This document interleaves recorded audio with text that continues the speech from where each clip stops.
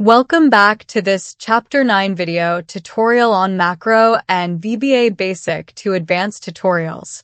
In this tutorial, we will learn different methods of sheet referencing in VBA.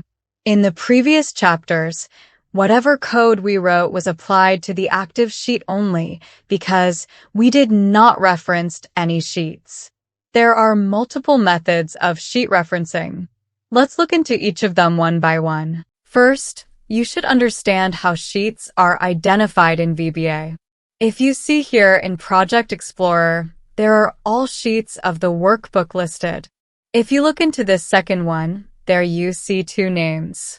One is Sheet 11, and another is AB. Sheet 11 is the default name set by Excel, and AB is the custom name defined by user. These are two identifiers of the sheet. What is the third identifier?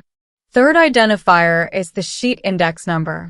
Index number is the position of specific sheet in the sheet sequence. This sheet, YEF, is in the 10th position, so the index number is 10. All these identifiers can be used to refer the sheet in macro code. Currently, sheet YEF is active.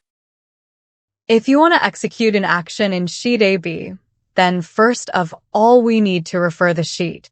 As we did in previous chapters, create a module and sub-procedure. Then, write this macro. Sheets AB dot range A1 to B5 dot value is equal to 100. If you run this code, 100 will be written in the A1 to B5 range of sheet AB. In this method, we use the custom name of the sheet. Let's use another method by using the default name of the sheet. Write this code here. Sheet 9 dot range A1 to A5 dot value is equal to VBA. Let's run the code. This will write VBA in A1 to A5 range of sheet 9, which has the custom name of CD. Let's use the sheet index number to identify the sheet. Suppose if you want to execute the code in AB sheet, write this code. Sheets 10 dot range C1 to D5 dot value is equal to 50. Run the code.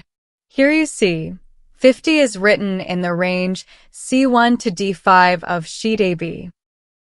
Sometimes, in case of multiple workbooks are open, the code might run in unwanted workbooks too.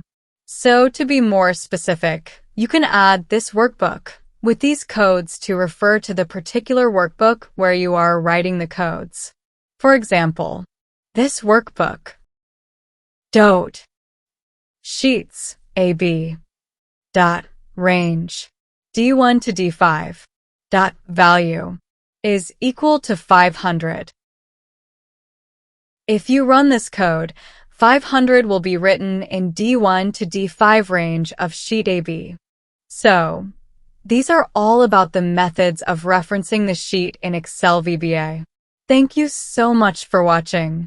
In the next chapter, we will learn how to use paste special using macro code. See you in next chapter.